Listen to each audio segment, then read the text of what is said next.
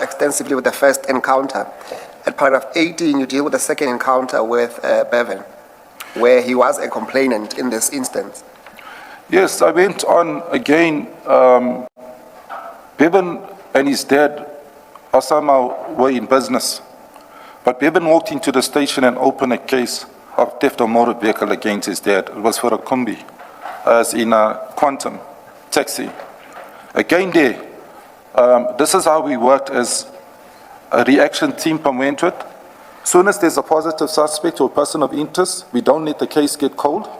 If the statement is strong, you identified. Your place of residence was Wentworth is as small as my fist, if I say this. There's no hiding space. You can't run. We will go bring you in. And like I say, yes, maybe that's why I was aliased in a different way. But I'm saying this, we'll pursue you. Bevan opened a case where his dad was the suspect. And that took me to his house. What took me to his house was, again, the detectives were not following through on their docket. The suspect was outstanding. And they knew they're not going to go take that vehicle from his father, which was an exhibit. I went up and I dealt with the matter.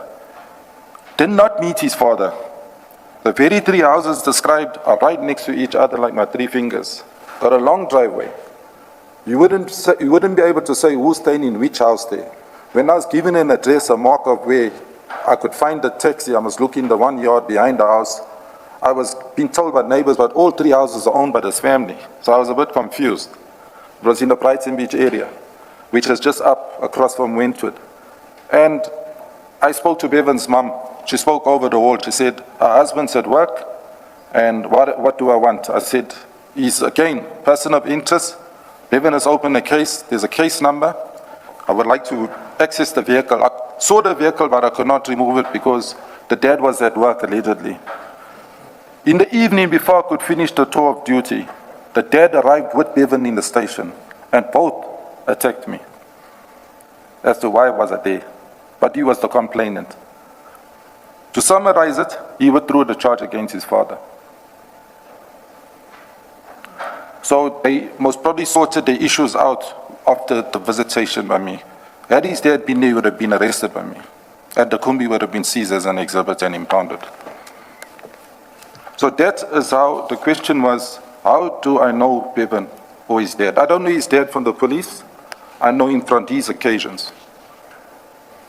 Because on both, when Bevan was arrested the first time, the dad did the same thing. He came to the charge office and he made it personal. And I'll go on to where I met him at the entrance at the main crime scene. What was actually happening there? Yes, we'll deal with that one later. So at paragraph 18, you deal with at least where you associate Bevan with the Hollywood gang in the neighborhood. So I don't think we need to repeat that because you have explained that. And paragraph 19, you have already at least given the commissioners an account of what you did when you went outside, when you called all the role players. Unless if there's anything else you want to emphasize on paragraph 19, when you were activating the role players, then we can move to paragraph 20. I think we should move to paragraph 20 because I covered it. If there's anything you need to question me on clarity, I will cover it. Thank you, sir. On paragraph 20, I'm going to summarize it. As time went on, it was now going into the mid-afternoon, past 3 o'clock, all role players had arrived. The LCRC, the forensic team arrived, so they took over the scene. So these role players, the STARS team, under Lieutenant Colonel Dina Governor, had now removed themselves from the top of the flat and they went into the basement, which you cannot see from a public eye. I went down myself, and during that time, there was a lot of talk, the ministers arriving and e-news was arriving and communications was arriving. Our provincial commissioner, I remember he came because he was even denied access. One, he didn't know who he was personally. He was denied, so we had to arrange for him to be accessed. But he was accessed, he arrived. He wasn't contacted by me. The station commissioner arrived, the ex-station commissioner. So I did see them, but I did not communicate with them. I did say I was the only police vehicle within the crime scene, besides the LCRC. Again, the proof, not that it's been disputed, is whenever they blow this up on TV, on media, I see the van. My grandson sees, he says, there's your van, Dad. So that van is the only Nissan Navara in Durban. So having this van, I walked down to where this team was, and again, when I met this team, I could confirm now exactly who was there. So they were standing in a group next to a BMW, but the metro car was there, the organized crime constable from Peter Maritzburg's unmarked car was there, Captain Chabon, China's car was there, that's a metro dog unit vehicle. One of the Pedro was captain today, his car was there. They were standing and they were trying to work out something, so I joined them, and then I arrived at a point where they were trying to move the so-called person arrested earlier in the day. And I don't want to mention his name, but that particular person, they needed him moved to Pinetown Police Station. Swane was standing with me at the time, and I offered. I said, I will assist you all because there's no need for me to stay at the scene. I will go with one of your members, and we'll transfer him. The place of his movement to Pinetown Police Station was kept secretive because of security, to give the chair a clear understanding what happened on that day. We were running parallel events in Durban. There was rugby and soccer. It was a Saturday. So we had armored vehicles, nyalas, in the stadiums. I have access as an operational commander where I also oversee events. So I have access to communicating with those commanders that are placed at these events. So I requested, knowing that the road was getting very busy, and by then, on my state phone, did get a call from home. I also got a picture which was taken at the scene, sent to me, to say, look what's floating around. And I said to my wife, I called her, I said, please switch off the TV, and I don't want my family to see what's happening here. It wasn't nice, as in terms for people to see that, because I don't know how far on social media this thing is. So I had called before I'd left with the male that was arrested, or the suspect was arrested earlier. I had called for 2 sections of the POP guys to come down to the street to lock it down. The reason, because of that, a picture went viral on social, and that drew people from all walks of life who had interest in the drive-by shootings and these killings that are going on in the Durban area and surrounding. So that road got, from a quiet road, it got very busy. And I could see it from the flat, and I said it's time we lock down the road. So to give the chair a clearer indication, with any crime scene, you have the inner and you have the outer. If this is a crime scene, I'll cordon this whole scene, and I'll cordon outer, so that people don't come in and hear what you're discussing in terms of who's the deceased, whatever, because sometimes you don't need any information to leave until the scene has been sorted. So I locked down using, with the assistance of one of the squires, that's my crime prevention, to place those nyalas. And I said to the commander, I'm going to need them indefinitely placed because this crime scene doesn't look like it's going to be an hour. It's going to be more than that. And just to sensitize all that, crime scene went on for almost a week. I had to place members to guard it. So even though the bodies were removed early hours of the morning, I know I'm hopping, as skipping part of my statement, we still had to guard that scene for a week. When I say there was work to do at that scene, I was only involved with placing of members. I was no longer involved besides looking what happened there and calling role players. Captain, before you move on, just give us a better understanding. Paragraph 20, you say that there is this young black male inside Captain Dina Govenda's BMW that is being handed to you. That is correct. Did they inform you as to why he was detained? Yes, I by then already knew because they were talking. I could hear that this guy was arrested with an AK-47 rifle and he was arrested with drugs. So there was some association with him and the deceased. That's how they arrived there. So he was seated in the BMW with the tinted windows, and that BMW I know the car comes into Durban Central Station. It's driven by Lieutenant Colonel Dina Govender. He was in the back seat, so I said I'll transfer him with Zwane, because Zwane was seconded to them at the walks. I said, long as I got a rifleman, we'll take him away from here because they can't leave the scene. So we loaded this male. This male wasn't handcuffed. He didn't have leg irons or nothing. So I wondered, is suspect AK-47? I don't operate like this with suspects. I'll cable tie you at the same time. But he had treatment like where he was very casual. So I thought, well, they were here before my time. I'm going to have to just treat it the same. So I warned this guy. I said to him, "You're a suspect or you're not handcuffed. So don't try anything, you know." So Zwane sat next to him in the van. And I drove out. By the time I drove out, there was a crowd outside this complex. And that crowd was not just the deceased's family. There was other people of interest. So there was opposition. I picked it up in my eye. This is rivals. And I drove out and I said the shortest route for me to get out to Pinetown was, if you know Durban, was to take the M19. Not to go up Spaghetti the long way up the entry like you're heading to Johannesburg. Is to go down Quarry Road, past the Macro, Springfield, straight up the M19, and I'll end up in Pinetown. I managed to get to Pinetown, and this is the time frame I want the chair to know. When I reached Pinetown, it was already the change of shift, and how I know this, it's now 1800 hours from the afternoon we arrived. Because Lieutenant Colonel Boot, which worked with me in Sydenham years ago, was now in charge of the cells. And when I walked in, and he saw us with the suspect, he said, "I saw your van, you're involved with the shooting." And then Zwane was wearing a Walks t-shirt. So I just said to him, "We need a quiet space as to hold the suspect until he's detained." He said, "No problem," and he gave us an area to wait for the person to come process. Now I'm speaking about time, Chair. The time was now past 6. The shifts had changed, it's night shift that's on. So if you look at time, if I was managing my time, I was like close to 4 hours busy with this same issue. 10 in the scene, speedily, assisting now to remove this guy with transport to Pinetown. When we got to Pinetown, that is where it became a concern. And it gave me opportunity, while we were sitting there, which is normal of a policeman, to start talking to the suspect. And I had to explain to him who I was, because I was in civilian dress as well.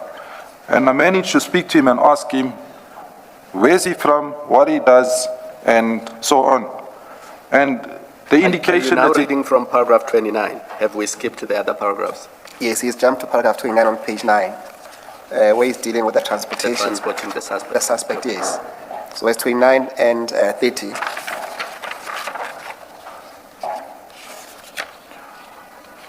May I continue, Chair? Yes, if you please. need to take me back, what I'm doing, I'm not reading my statement verbatim because I know this thing as far as I remember it. So I had opportunity to even find out his background. What did he do for a living? He said he was an Uber driver, then he became a tow truck driver. Then he was supposed to be transferring a vehicle. The same vehicle was arrested in the same day. There was papers to transfer it onto, I think, Bevan's name, he said. And I didn't realize that that vehicle was a vehicle used in a previous shooting because I hadn't seen the vehicle at the scene. And I was not present when he was arrested. And then I went on further to find out his family background, and it was then he disclosed to me where his mother of his children works, and how many kids he has, and where the police had taken him to, where he had further exhibits which were seized by this unit. So I won't discuss that because I was not part of it, but he confirmed that there was items seized, he was cooperative, and then that's how they ended up in Morningside. So I kept it in the back of my muscle memory that this guy has a landmark where he stays, he has a family, he has a spouse. So should he, let's say, hypothetically escape one day or go missing, I know who to ask questions. And one would ask, why would you say that? The mere fact that I had him in my custody, it was a prerequisite to question him as to who are you, what's your name, even though I do not remember his surname. To fast forward, when I was dealing with the evidence leaders and I was dealing with IPAD previously, it was alleged that they lost this person. But due to what I furnished them with, they were able to locate him. I'm not going to mention who and where. So I was given a phone number. But before you do that, you say something in that last sentence in paragraph 29. His association with Bevan. Yes, I did question him. He did say he's a middleman. He only keeps the weapons and he keeps the drugs. On this particular day, he was taking the drugs to Newlands and then he was going to meet with them. He didn't mention that to me. Thank you. I did not include names here, but he also mentioned, besides Bevan, another deceased. He wasn't too sure that guy was here. He said that guy's gone on a trip, as on a boat trip, as with the MSC, the trip that takes you out for 3 days. So he was unaware that this guy was in the flat is basically confirmed normal or deceased. In simpler terms, Captain, when you say that, because you use the word middleman, what does that mean? He was middleman for Bevan. Yes, what he says, whenever it comes to moving or storing or keeping safekeeping on the guns, because he's in an estate, they will leave everything with him. They entrusted him to keep it. That was his role playing. And I still wanted to associate because I've never seen him in Went with this guy during my period that I was policing, because even when I moved from Went and I moved to Brighton Beach, I still oversaw Wentworth. When I moved to the provincial task teams, I still oversaw Wentworth, even though it took me wide and far. I never seen this youngster. This gentleman was the first time I've seen him.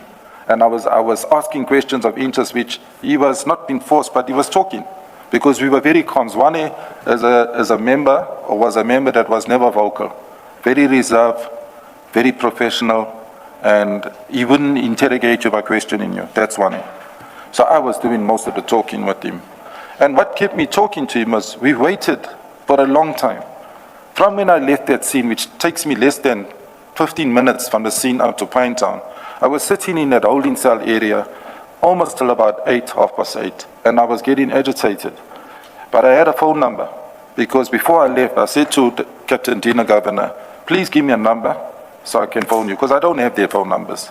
And he gave me a number. So when I phoned him, after an hour, and said you're sending somebody to come process your suspect. Now he's sitting here, nobody's come here. He did not answer. One of the Silver answered. And I'm saying, is that Captain Dina? He says, no, it's Silver. I said, I need to speak to the captain. And he sort of like, we're coming now.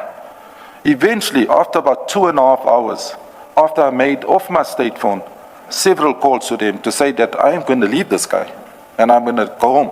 I'm in the duty off. It's out of my time. I'll drop Zwane and I'll go home. An NIU member, National Intervention member, one member arrived. When he arrived, I was quite happy to see his face, because I identified he's the same one I saw at the scene. I don't know his name. I'm not going to even mention it if it's mentioned. But he said he's there to process the suspect. I was shocked that the NIU member is now going to write a statement.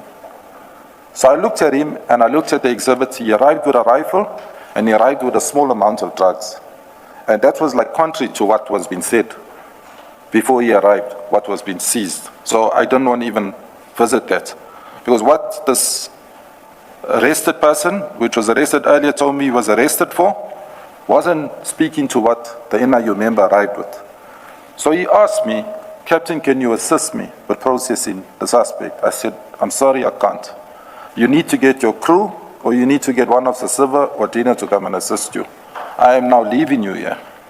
And then I said, you alone? He said, no, I'm with a driver. I said, get your driver to come and assist you, because they needed to fill in certain documents and write statements.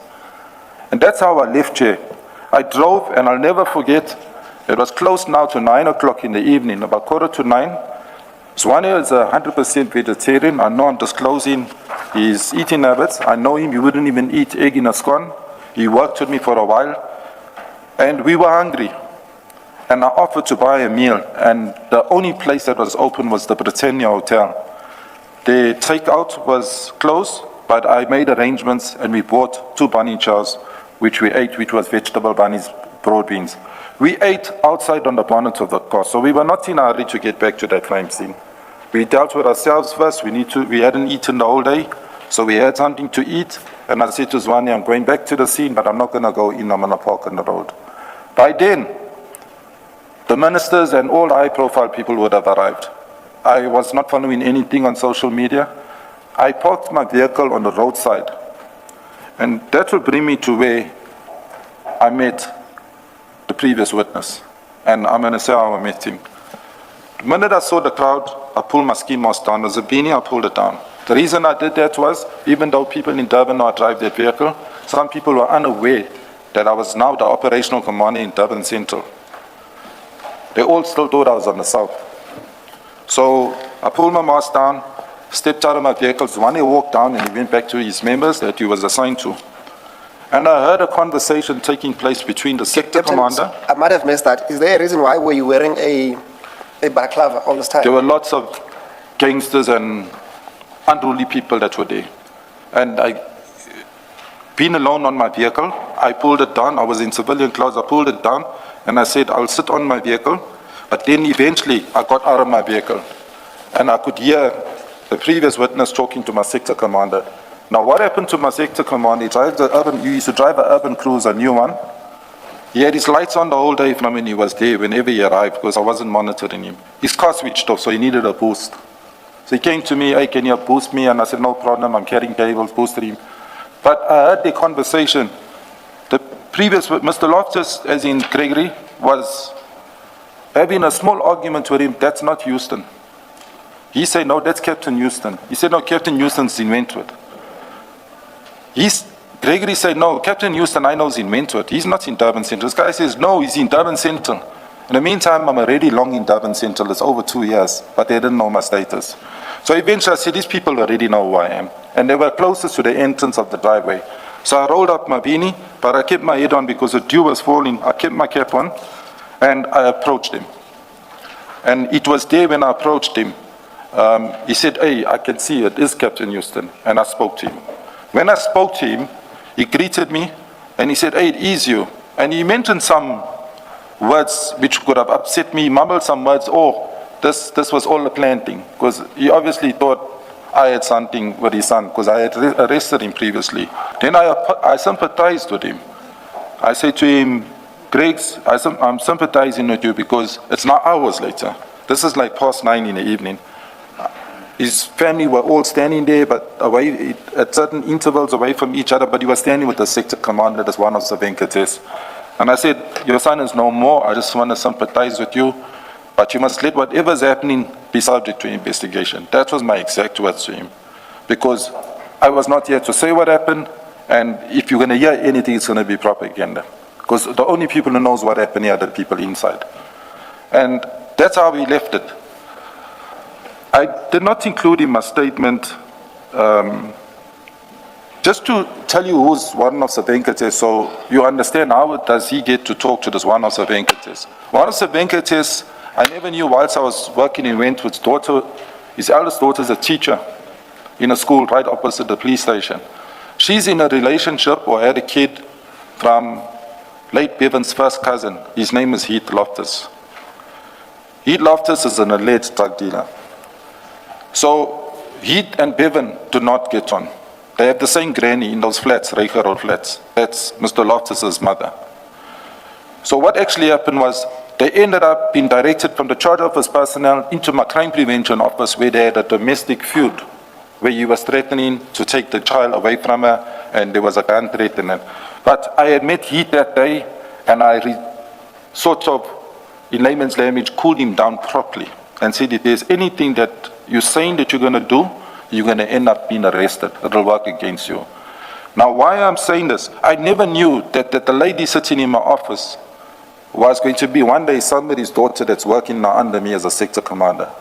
That is one of the Venkatesa's daughter. So if you see why Mr. Loftus, Bevan, was talking to, not Bevan, sorry, his dad, was standing with Venkates, it's closer than just standing there. It's unlike standing and talking to me. It's your daughter and my first blood nephew are in a relationship. They have a child. So they know each other very well. So that's why they were having that argument about who's this Houston here? Is this the same Houston from Wentworth? No, it can't be. And I heard it. It was like on top of their voices because they were upset. He was upset about this whole thing, which was the norm. As a parent, you would have been upset with whatever they're alleging has happened. Mr. Musikili, at this point, subject to what you have to say, you may have your own plan. But because Captain Houston introduced the topic, Gregory Loftus's paragraph 74, yes. Yes, it's up there, Commissioner Kumalo. We want to deal with that directly.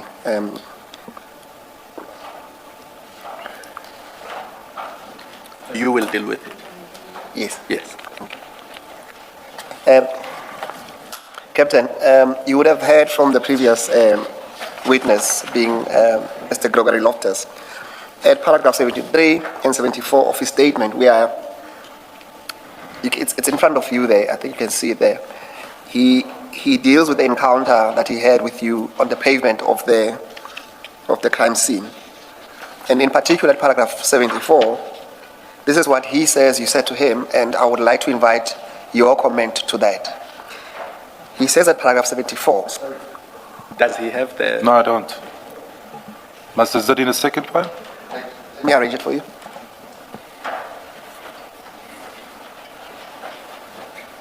Is it in this file? 17. Page 22, 32. paragraph 74. Page 22. Not this one. So the file will say Gregory Loftus statement with annexures. It's me.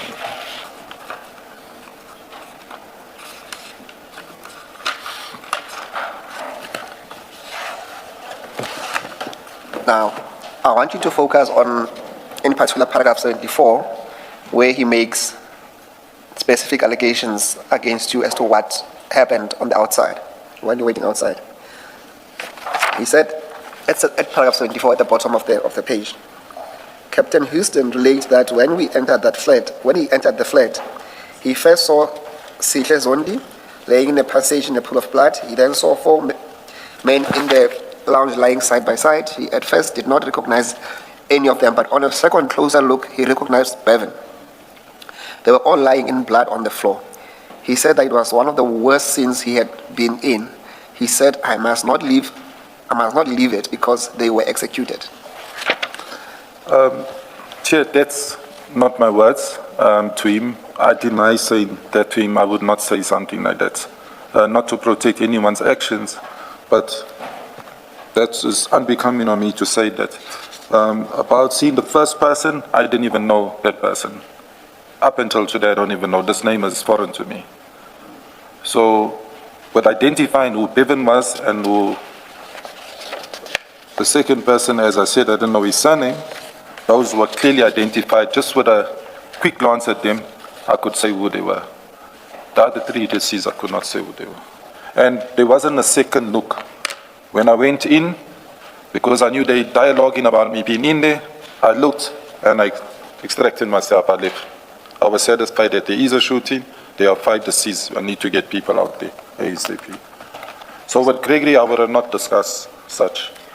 Other than identifying his son, did you tell him about the scene? Did you tell him what you saw when you went into the flat? No. I'll tell you where he picks that up, or he depicts that. Whilst we were up on the flat before we even came down, a picture was circulating. That picture circulated of social media. There was a family member, I'm not too sure, that got hold of me. It was never my wife, because she's also not on this Facebook stories. And then we said, hey, there's a shooting at Roulette where these people have been shot. It was a sensitive picture. And I was upset about it. I had to wrestle with it the whole night, in fact, for a couple of days. As to say, who would do such a thing? Only somebody who was up at the scene. And it was definitely not forensics that will circulate a picture like that. So that picture he already had. Before he even spoken to me, it was, remember, when he testified here, it sounded like the shoot took, say, for example, 2 o'clock. He was there 2:30. I only saw him when I came back past 8, almost 8:45 in the evening, standing by the gate. I did not communicate with him prior to that. When Zwane and I returned after depositing the so-called detainee and handing over to NIU, only then people saw me close up when I removed my cap. So my communication was short. Clearly, I did sympathize with him. I would do that even if I'm in a shooting with someone. I will sympathize with parents need to know, hey, what their children are up to. We all defend our kids.